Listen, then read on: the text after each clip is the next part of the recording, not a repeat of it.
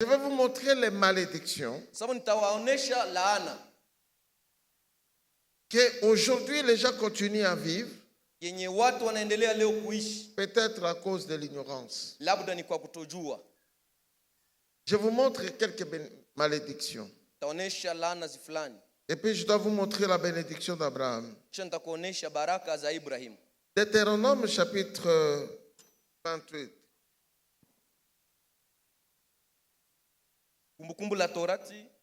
Chapitre 28.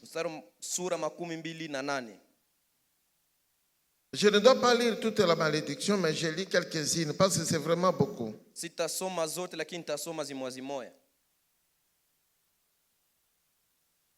Deutéronome chapitre 28. Nous lisons le verset 15. Mais si tu n'obéis pas à la voix de l'Éternel ton Dieu, si tu n'observes pas et ne mets pas en pratique tous les commandements et toutes les lois que je t'ai prescrites aujourd'hui, voici toutes les malédictions qui viendront sur toi et qui seront ton partage. Ça, c'est grave. Donc, les bénédictions viendront sur toi et ces malédictions seront ton partage. Donc, c'est que les malédictions restent. Voici quelques-unes. Verset 16. Tu seras maudit dans la ville, tu seras maudit dans les champs. Utalaaniwa mjini, utalaaniwa shambani. Ta corbeille et ta hiche seront maudites. Hata vitunga vyako vitalaaniwa. Les fruits de tes entrailles, matunda ya tumbo lako, c'est-à-dire tes enfants, inamaanisha watoto wako. Les fruits de ton sort, matunda ya shamba lako, les portées de ton gros bétail, vitu vya ufugo yako, comme les vaches, kama ufugo, et ton menu bétail comme les chèvres, na ufugo wako wa vidogo nayo. Toutes ces choses seront maudites. Vile vitu vyote vitalaaniwa. Tu seras maudit à ton arrivée, utalaaniwa mkufika. Tu seras maudit à ton départ. Utalaaniwa mkuondoka. Ça c'est terrible. Verset 27. L'Éternel te frappera de l'ulcère d'Égypte, d'hémorroïdes, de gales et de teignes, dont tu ne pourras guérir. Donc, le Seigneur parle de maladies incurables. Mungu atakupa magonjwa ambayo haiwezi kaponyeshwa ama ikatunzwe.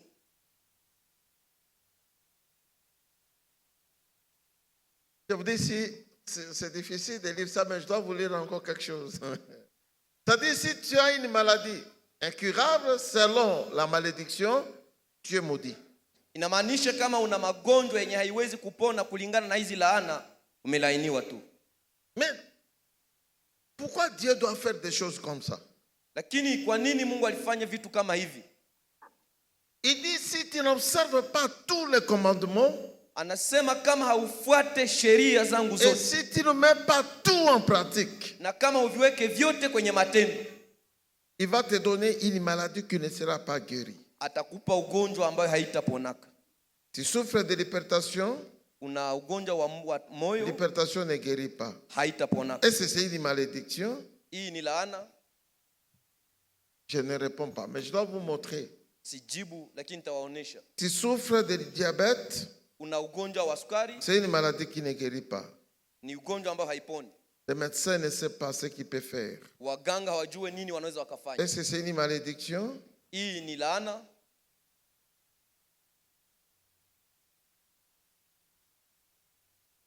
C'est Dieu qui le fait. Ni Mungu ndiye anaifanya. Tu as des vaches qui meurent comme ça, tu ne gagnes rien. Una ufugo wa ngombe zinakufaka hakuna kitu unabakiaka nayo. Tu as un peu de poulet, donc ça passe comme ça. Una makuku nazo ni vile vile tu. Les chèvres meurent sans raison. Una mbuzi nazo zinakufaka. Et pour Dieu, na kwa Mungu, tu es maudit. Uko mlaaniwa.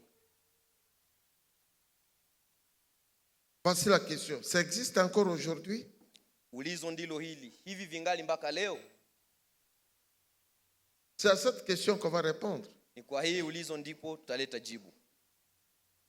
Bien. Je continue avec la liste de malédictions. Ninaendelea na ile. Tu auras une fiancée et un autre homme couchera avec elle. Tu bâtiras une maison et tu n'habiteras pas. Tu planteras une vigne et tu n'en réjouiras pas.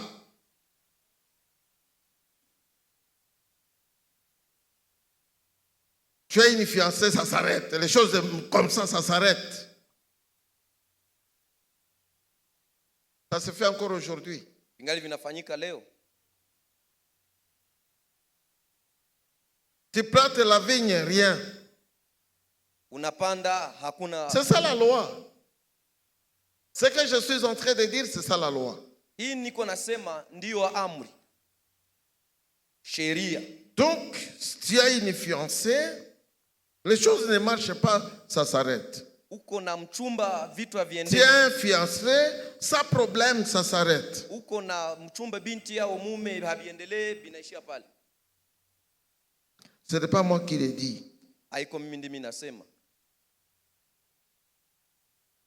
Est-ce que ça existe encore? Hivi vingali leo.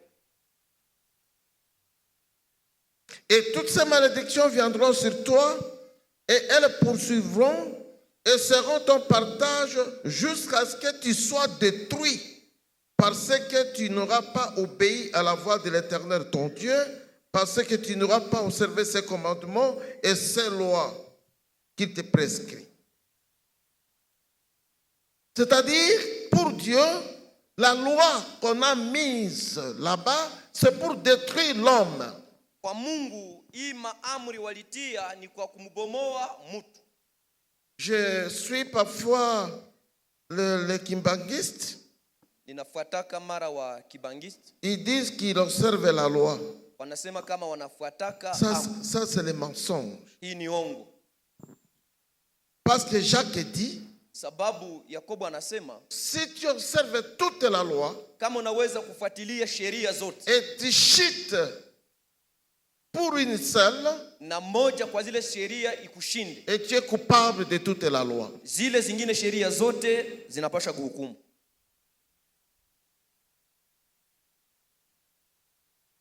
Et c'est tout ce que je dis comme malédiction existe encore aujourd'hui.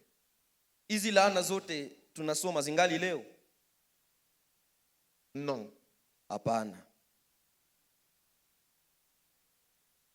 Amen. Amen. Sauf ignorance. Isipokuwa ni kwa kutokujua tu. Si tu es ignorant, kama haujui, cette malédiction va te suivre. Hizi malaana zitakufuata. Mais si tu connais le travail de Jésus sur la croix, lakini kama unajua kazi ya Yesu msalabani, ces malédictions sans effet au nom de Jésus-Christ. Hizi laana hazina tena kitu kwako katika jina la Yesu. Mais pourquoi quelques personnes vivent ça aujourd'hui? Lakini kwa nini watu fulani wanaendelea kuishi hizi? Je voudrais vous montrer quelque chose. Votre attention, s'il vous plaît. Ningependa waoneshe kitu fulani, tafadhali munifuate. Pourquoi les gens vivent ça? Kwa nini watu wanaendelea kuishi hizi hali? Vous savez ce que la Bible dit? Unajua yenye Biblia inasema? Dans Matthieu chapitre 5, le verset 17. Mathayo 5 mstari wa 7. Jésus dit, je ne suis pas venu pour abolir la loi. Yesu anasema sikukuja kwa kuondoa sheria, mais pour accomplir la loi. Lakini kwa kutimiliza sheria. Là où vous êtes incapable de réussir, kwenye haukukuwa na namna ya kuweza, moi je réussis pour vous. Mimi ninaweza kwa nafasi yenu. Matthieu chapitre 5, le verset 17. Mathayo 5:17. Ça dit, même s'il y a une maladie incurable, inamaanisha hata kama kungekuwa ugonjwa haiponaki, la croix a résolu. Msalaba imemaliza yote. Même si les familles ne marchaient pas, hata kama kwa jamaa vitu havitembei, la croix a résolu. Msalaba umemaliza. Ça dit, chaque problème qui nous arrive aujourd'hui, inamaanisha kila shida inaweza tufikia leo, ne vient pas de Dieu, haitoke kwa Mungu, vient de notre ignorance, inatokea kwa kutojua kwetu, ou de diable, ama kwa shetani, pas Dieu. haiko Mungu. Pourquoi? Kwa nini? Jésus a été fait malédiction pour nous. Yesu alifanywa kuwa laana kwa ajili Il yetu. a pris la malédiction pour nous. Akachukua laana kwa ajili Il yetu. est monté avec la malédiction sur le bois. Akapanda na zile laana kwenye msalaba. Parce qu'il est écrit, maudit quiconque est pendu au bois. Sababu imesema alainiwe yule amepandishwa Au msalaba. lieu que moi je sois là-bas, Bali mimi niwe kwenye msalaba. Jésus est là-bas. Yesu aliingia hapo. Il a été là-bas. Yeye aliingia hapo. Il est crucifié à ma place. Yeye alisulubiwa kwa nafasi Il est yangu. mort de ma mort. Yeye alikufa kwa kifo Si tu changu. veux me maudire, Ukitaka ni laani, cette malédiction est censée fin dans le nom de Jésus. Amen.